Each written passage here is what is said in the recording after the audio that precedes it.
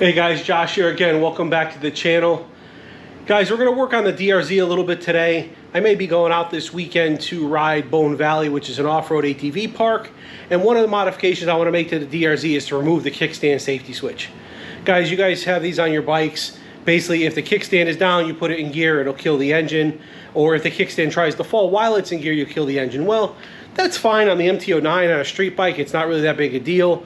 But on an off-road bike or on a dual sport like my DRZ, you know, you could be running along, hit a stick, the kickstand spring could be loose, it could bounce or whatever, and all of a sudden you got no power left. So I'm going to take you guys over to the bike. I'll show you where that kickstand switch is, and then we'll get the tools and we'll start disassembling it and taking it off. Okay guys, we're at the side of the bike now. This is the kickstand safety switch I'm talking about that I'm going to remove. Basically guys, the way this switch works is when the kickstand is in the upright position, this plunger is pushed in and the bike operates normally, right? You can shift it into gear and you get going. If this plunger is out, you try to shift the bike in gear, it kills the engine. So that's how that works. So to remove it, we're going to take the two bolts out, take the switch out, we're going to trace the wire all the way back up inside of here. We'll figure out where it's connected in here. It's probably either under the seat or behind this cover here. We're going to unplug it, and then we're also going to cut the plug on the other side, the other connector. We're going to cut that off, and then we're going to twist those wires together, solder them, put some heat shrink on them, and that's going to completely disable the switch. And then we'll just throw the switch aside. I'm going to do it that way and cut the wires only because, and not just cut them down here somewhere, because if I ever need to put it back in, it'll be very easy to unsolder those wires and put the switch back in. But I can't imagine I would ever do that. Okay guys, so I got the 10 mil out here. This is just 10 millimeter bolts. I'm going to loosen these up here to take this switch off. And then I'm going to start working on just trying to figure out where the wire goes for this. I brought my wire cutters over too, guys, because I fully expect to have to clip some zip ties and stuff, which actually here's the first one right here we got to clip. So I'm going to get that one out of the way.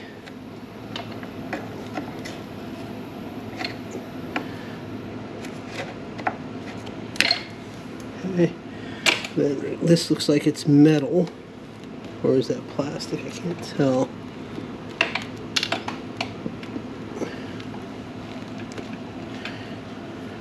Some of these guys are the reusable ones too, so you can push the tab on them and then pull them open. So if I can do that on some of these, I'm going to, because that way I don't need to worry about trying to redo them all. But this one, I'm not sure what this one is, guys. This one looks like it's pushed into the frame here. Oh, it is. Okay. That's got a push pin on it. I've never seen one like that before, guys. So we're going to just pull that one off. We're going to hold on to that one. And we're going to trace this back. And it does go up under the seat, guys. So you can see here, the wire here for the kill switch does go up under the seat and back here somewhere. So I do have to get the seat off the bike to see where this switch ends up. So I'm going to go... I'm going to take a minute to take the seat off, and then we'll see if we can find the other end of that connector. Alright guys, so we got the seat off. We traced the wire back up under. There was a zip tie here that I took off for now. And you can see, you guys, here's this giant green plug, and this is our safety switch. So basically what we're going to do is we're going to disconnect this green plug here. And then I'm going to see, guys, if I can find enough of these little enough of the green and black and white wire you see at the other end of that switch there. I'm going to see if I can find enough of that wire or unravel it from this bundle a little bit to pull it out, strip the ends of it, solder it together, put some heat shrink on it, and then we should be in good shape to run without the safety switch in place. More to come. Okay guys, it was a little difficult to record it, so I didn't, but basically guys, I cut the plug off as close as I could to the plug, the two wires. I stripped them, twisted them together, soldered them up, and then put some heat shrink tubing and some fabric tape on there to keep them dry and out of the way. So now I'm going to roll the bike outside, I'm going to start it up, and I'm going to just test to make sure everything's functioning the way it should, which basically means I should be able to put it in gear while the kickstand is down. So we're going to do that in a minute.